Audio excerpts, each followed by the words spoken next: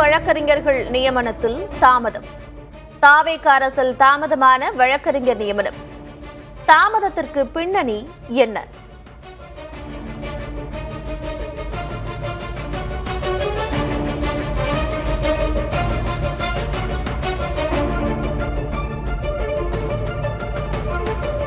அரசு வழக்கறிஞர்கள் நியமனத்தில் தாமதம். தாவேக அரசில் தாமதமான வழக்கறிஞர் நியமனம். தாமதத்திற்கு பின்னணி என்ன?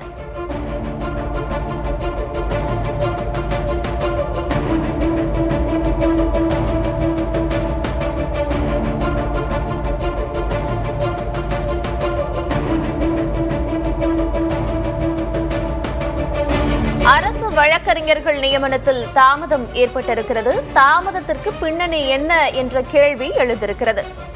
அரசு வழக்கறிஞர்கள் முழுமையான நியமனம் எப்போது? நீதிமன்றத்தில் தேங்கி கிடக்கும் வழக்குகள். அரசு வழக்கறிஞர்கள் இல்லாததால் அவதிப்படும் மக்கள்.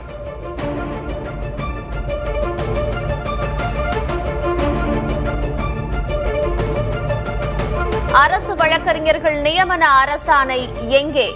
மாவட்ட நீதிமன்றங்களில் நீதிபதிகள் கேள்வி.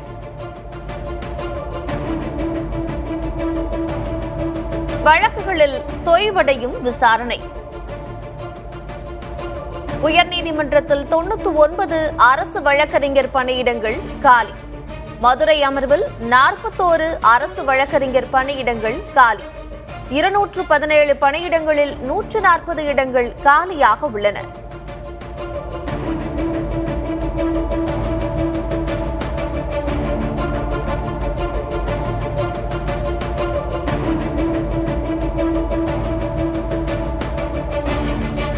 மதுரை அமர்வில் 41 அரசு வழக்கறிஞர் பணியிடங்கள் காலியாக இருக்கின்றன. 217 பணியிடங்களில் 140 இடங்கள் காலியாக உள்ளன.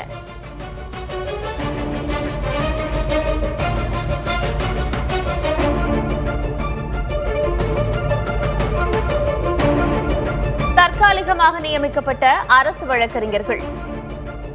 உயர்நீதிமன்றத்தில் 99 அரசு வழக்கறிஞர் பணியிடங்கள் காலி. மதுரை அமர்வில் 41 அரசு வழக்கறிஞர் பணியிடங்கள் காலி. தற்காலிகமாக நியமிக்கப்பட்ட அரசு வழக்கறிஞர்கள்.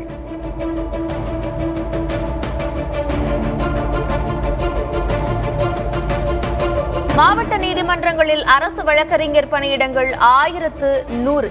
ஆட்சி மாறும்போது புதிதாக நியமிக்கப்படும் அரசு வழக்கறிஞர்கள்.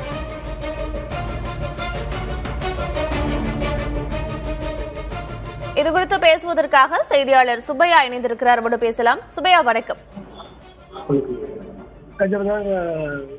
கடந்த மே மாதம் ஆட்சி மாற்றத்துக்கு பிறகு தமிழக வெற்றி கழகம் ஆட்சி அமைத்தது. அதன் பிறகு புதிய மாற்றங்கள், ஏராளமான மாற்றங்கள் வந்தன. அரசு வழக்கறிஞர் நியமனத்தை பொறுத்தவரை கடந்த திமுக ஆட்சியின் போது நியமிக்கப்பட்ட அரசு வழக்கறிஞர்கள் ஜூன் மாதம் 30ஆம் தேதி வரை அவருடைய பதவி காலம் இருந்தது. அதே நேரத்தில் அரசு தலைமை வழக்கறிஞரும் மாநில குற்றவியல் வழக்கறிஞரும் ஆட்சி மாற்றத்தை உடனடியாக ராஜினாமா செய்து விட்டார்கள். அந்த பணியிடங்களுக்கு உடனடியாக அரசின் தலைமை வழக்கறிஞர் விஜயநாராயணனும் அதே போன்று அரசின் மாநில குற்றவியல் வழக்கறிஞராக ஜான் சச்சின் நியமிக்கப்பட்டார்கள். அதனைத் தொடர்ந்து சில நியமனங்கள் நடைபெற்றன. ஆனால் சென்னை உயர்நீதிமன்றத்தை பொறுத்தவரை, உயர்நீதிமன்றம் மற்றும் மதுரை உயர்நீதிமன்றத்தை பொறுத்தவரை 217 இடங்கள் அரசு வழக்கறிஞர் பணியிடங்கள் காலியாக இருக்கிறது. அதில் இதுவரை 67 இடங்கள் மட்டுமே நிரப்பப்பட்டுள்ளன.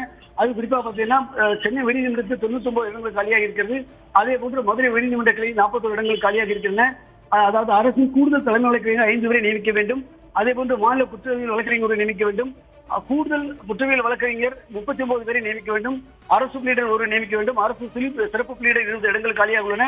அதே போன்று அரசு வழக்கறிஞர் 43 பேர் உள்ளிட்ட உயர்நீதிமன்றத்தை பொறுத்தவரை 99 இடங்கள் காலியாக உள்ளது.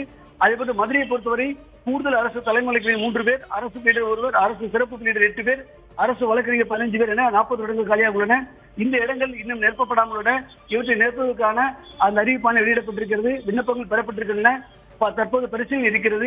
இதே போன்று மாவட்ட நீதிமன்றத்தை எடுத்துக்கொண்டால் மாவட்ட நீதிமன்றங்கள், அதே போன்று சார்பு நீதிமன்றங்கள், தொழிலாளர் நீதிமன்றங்கள் என அங்குள்ள மாவட்ட அளவிலான நீதிமன்றங்களில் 1100 இடங்கள் காலியாக உள்ளன. அது 800 இடங்களை நிரப்புவதற்கான பணி நடக்கிறது. இந்த மாவட்ட நீதிமன்றத்தை பொறுத்தவரை மேஜிஸ்ட்ரேட் நீதிமன்றங்கள் மற்றும் மாவட்ட நீதிமன்றத்தை பொறுத்தவரை 400 இடங்கள் நிரந்தர அரசு வழக்கறிஞர் பதவி உண்டு. அதாவது அவங்க தமிழ்நாடு அரசு பணியாளர் தேர்வாணையம் மூலம் தேர்வு எழுதி அவ்வாறு தேர்ந்தெடுக்கப்படுகிறவர்கள் தொடர்ந்து எந்த ஆட்சி வந்தாலும் அவர்கள் நீட்டிருப்பார்கள். அந்த 400 பணியிடங்கள் அது போன்ற பணியிடங்கள் உள்ளன. அதில் 360 பேர் உள்ளனர். இன்னும் அதிலும் 40 பேர் காலியாக உள்ளன. அந்த 360 அரசு வழக்கறிஞர்களை தான் தற்போது அந்தந்த மேஜிஸ்ட்ரேட் தலைமை நீதிமன்றங்கள், மாவட்ட தலைமை நீதிமன்றங்களில் அரசு சார்பு ஆஜராகி வருகிறார்கள். ஆனால் மற்ற இடங்கள் காலியாக இருப்பதன் காரணமாகவும் 800க்கும் மேற்பட்ட இடங்கள் காலியாக இருப்பதால் ஏராளமான நீதிமன்றங்களில் அரசு வழக்கறிஞர் ஆஜராக முடியவில்லை. ஜூன் 30ஆம் தேதியோடு கடந்த ஆட்சி நியமிக்கப்பட்ட அரசு வழக்கறிஞர் பதவி காலம் முடிந்துவிட்டால் அவர்கள் சென்று விட்டார்கள். ஆக புதிய அரசு வழக்கறிஞர் நியமிப்பதில் 40 ஆண்டுகளுக்கு பிறகு புதிய முறையை அமல்படுத்தியிருப்பதாக சட்டத்துறை அமைச்சர் நிர்மல்குமார் தெரிவித்திருந்தார். அதாவது முன்பெல்லாம் ஆளுங்கட்சி எந்த கட்சி வருகிறதோ அந்த கட்சியை சேர்ந்த வழக்கறிஞரை சேர்ந்தவர்களை ஒரு பட்டியலாக தயார் செய்து அவற்றை அரசுக்கு அனுப்புவார்கள். அதன் பிறகு அரசு அங்கு உள்துறை மற்றும் சட்டத்துறை ஆகியவை கலந்து ஆலோசித்து பொதுத்துறை மூலமாக அதுக்கான அறிவிப்பானை வெளியிடப்படும். அதன் அடிப்படையில் நியமிக்கப்பட்டு வருகிறார்கள். ஆனால் தற்போதைய ஆட்சியை பொறுத்தவரை அந்த நடைமுறையை கடைபிடிப்பதில்லை. பழைய முன்பு 40 ஆண்டுகளுக்கு முன்புள்ள நடைமுறைப்படி யாராக இருந்தாலும் அவர்கள் விண்ணப்பிக்க வேண்டும். ஆளுங்கட்சி என்பதல்ல, எந்த வழக்கறிஞராக விண்ணப்பிக்கலாம். அவர்கள் தகுதி இருந்தால் அதை பரிசீலித்து நியமிக்கப்படும் என்ற புதிய நடைமுறையை கொண்டு வந்துள்ளார்கள். அது மட்டுமல்லாமல் மாவட்ட நீதிமன்றங்களை பொறுத்தவரை அந்தந்த மாவட்ட ஆட்சியர் நியமிப்பதற்கான அதிகாரம் இருக்கிறது. ஆகவே அந்த மாவட்ட ஆட்சியர் மாவட்ட கண்காணிப்பாளர் மூலம் வரக்கூடிய விண்ணப்பங்களை அவருடைய பின்னணி, அந்த வழக்கறிஞர் அரசு வழக்கறிஞர் நியமிக்கப்படக்கூடிய பின்னணி, குற்ற வழக்கு பின்னணி உள்ளிட்ட ஆராய்ந்து அதன் பிறகு தகுதி நபரை தேர்ந்தெடுத்து அவர்கள் அரசுக்கு அளித்து பொதுத்துறை செயலாளர் இது தொடர்பாக அறிவிப்பு வெளியிடுவார். அந்த அடிப்படையில் மாவட்டம் தோறும் நியமிக்கப்படுவார்கள். அதில் தான் தற்போது நடைமுறை சிக்கலின் காரணமாக தாமதம் ஏற்பட்டுள்ளது. இதன் காரணமாக நிறைய நீதிமன்றங்களில் வழக்கு நியமிக்கப்பட முடியாத ஒரு சூழல் இருந்துள்ளது. உயர்நீதிமன்றத்தை பொறுத்தவரை 60 வழக்கறிஞர் மட்டும் நியமிக்கப்பட்டிருக்கிறார்கள். மாவட்ட நீதிமன்றங்களில் 3 மாவட்டங்களில் நியமிக்கப்பட்டிருப்பதாக சட்டத்துறை அமைச்சர் தெரிவித்துள்ளார். மற்ற மாவட்டங்களில் ஏற்கனவே நிரந்தர அரசு வழக்கறிஞர் தவிர மற்ற இடங்கள் அனைத்தும் காலியாக உள்ளன. இதன் காரணமாக சுமார் ஏறத்தாழ 60-70% இடங்கள் காலியாக இருப்பதன் காரணமாக ஏராளமான நீதிமன்றங்கள் வழக்கு தேக்கமடைந்துள்ளன.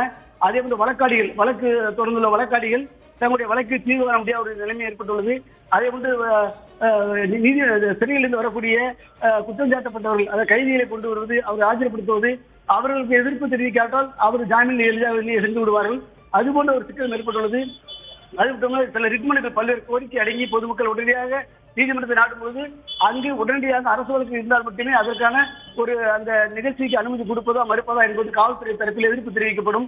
அவ்வாறு காவல்துறை தரப்பில் ஆஜராவதற்கு குறுகிய அளவிலே கம்மியான வழக்கறிஞர்கள் காரணமாக அங்கும் போதிய அளவில் வாதிட முடியாத ஒரு சூழல் இருக்கிறது.